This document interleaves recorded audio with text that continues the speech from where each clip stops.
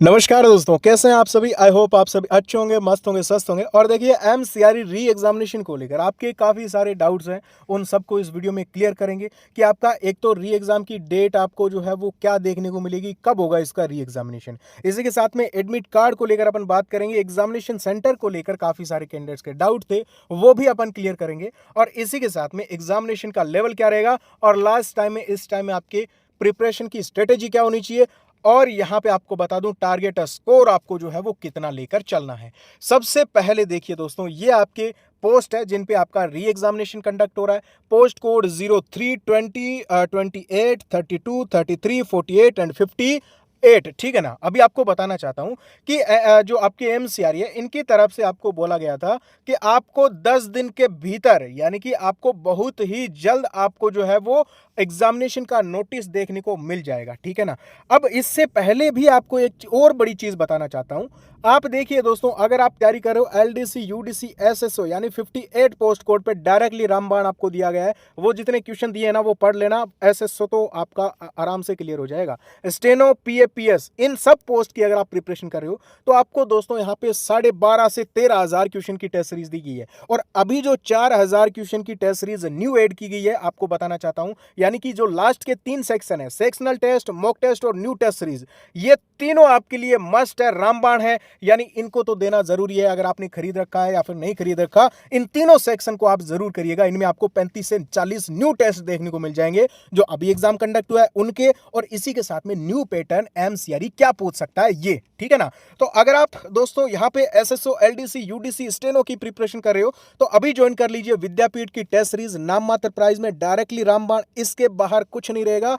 और बाकी कोई डाउट हो कमेंट कर देना, ठीक है ना, टेस्ट सीरीज से रिलेटेड। अभी देखिए आपका एग्जाम कब कंडक्ट होगा, क्या 10 अगस्त को एग्जाम कंडक्ट होगा, ऐसा भी मेरे पास जो मैसेज आए थे। लेकिन मैं आपको बताना चाहता हूं कि अभी इसी वीक में, मतलब ये जो वीक चल रहा है, थोड़े ही दिन बचे हैं, इसी वीक में आपको जो है वो एग्जामिनेशन का नोटिस देखने को मिल जाएगा। कुल मिला के आपको मैं कहना चाहता हूं कि 8 तारीख तक आपको जो है वो यहाँ पे एग्जामिनेशन का नोटिस देखने को मिल जाएगा दोस्तों कि आपका एग्जाम कब कंडक्ट होगा और किस किस डेट को कंडक्ट होगा, ठीक है ना।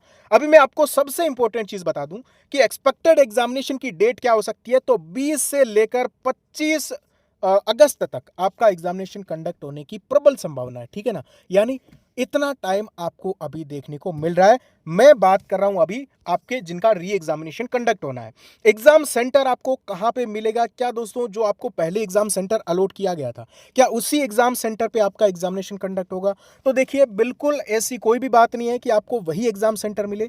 देखिए अभी क्या है ना, पहले तो बहुत सारी वैकेंसीज के एग्जामिनेशन थे, तो बहुत ज्यादा हम कह सकते हैं कि एग्जाम सेंटर थे। लेकिन अभी आपके लिमिटेड एग्जाम सेंटर जो है वो रहेंगे। लेकिन एक चीज और बता दूं कि हर मतलब ये मान के चलिए कि जिस जिस स्टेट में आपका एग्जामिनेशन हुआ था, अभी तो आपके कई सारे, मतलब एक स्टेट में 2-3 जगह पे एग्जामिनेशन भी कंडक्ट हुआ है। लेकिन अब आपके ऐसा होगा कि आपके एक स्टेट में जो है वो जैसे आप मान लीजिए यूपी में हो तो आपको लखनऊ में आपका एग्जाम का सेंटर दिया जा सकता है, ठीक है ना। अगर राजस्थान में हो तो जयपुर में आपको एग्जाम का सेंटर देखने को मिल जाएगा। यानी बहुत ज्यादा एग्जाम सेंटर नहीं है, इस कारण हो सकता है कि आपको पहले वाला भी मिल जाए और हो सकता है कि आपको दूसरा भी एग्जाम सेंटर दिया जा सकता है। इस चीज को लेकर भी आपको रेडी रहना पड़ेगा। और इसी के साथ में आपको बताना चाहूंगा कि जो आपकी एग्जाम सिटी है या फिर आपके एडमिट कार्ड है, वो आपको दोस्तों जैसे पहले देखने को मिला था 3 दिन पहले एडमिट कार्ड, और इसी के साथ में आपको जो है वो यहाँ पे मान लीजिए 7 दिन पहले आपको जो है वो यहाँ पे एग्जाम सिटी देखने को मिल जाएगी। अब हम बात कर लेते हैं आपको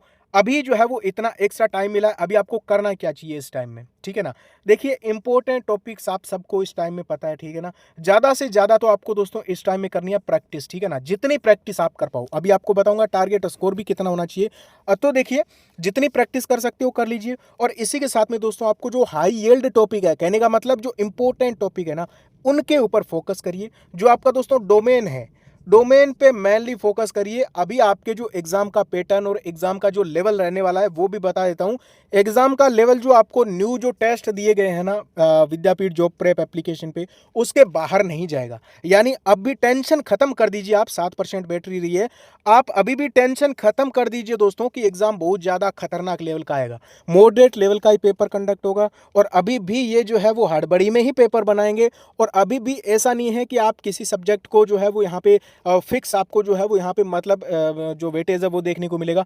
फिक्स वेटेज अब भी नहीं देखने को मिलेगा। हालांकि डोमेन जो आपका है ना उसके ऊपर ज़्यादा फोकस करिएगा। जीके में आप स्टैटिक, करंट, नॉर्मल देख सकते हो, 6 महीने तक का करंट देख सकते हो, स्टैटिक देख सकते हो, कंप्यूटर देख सकते हो। यानी जनरल पार्ट में आपको बहुत ज़्यादा भी माथाफोड़ी नहीं करनी है। मेनली आप टारगेट रखो अपना डोमेन, आप जो है वो 100% कवर कर सको इस टाइम में, ठीक है ना दोस्तों। बाकी टारगेट स्कोर की बात ये है दोस्तों कि अगर आप 70% तक मार्क्स लेके आ जाते हो, 70% मार्क्स की बात कर रहा हूं, चाहे आप एसएसओ की बात कर लो, चाहे स्टेनो की बात कर लो, और चाहे आप एलडीसी यूडीसी की बात कर लो, 70% मार्क्स चाहिए आपके, आपका इसमें सिलेक्शन हो जाएगा किसी भी पोस्ट पे, ठीक है ना।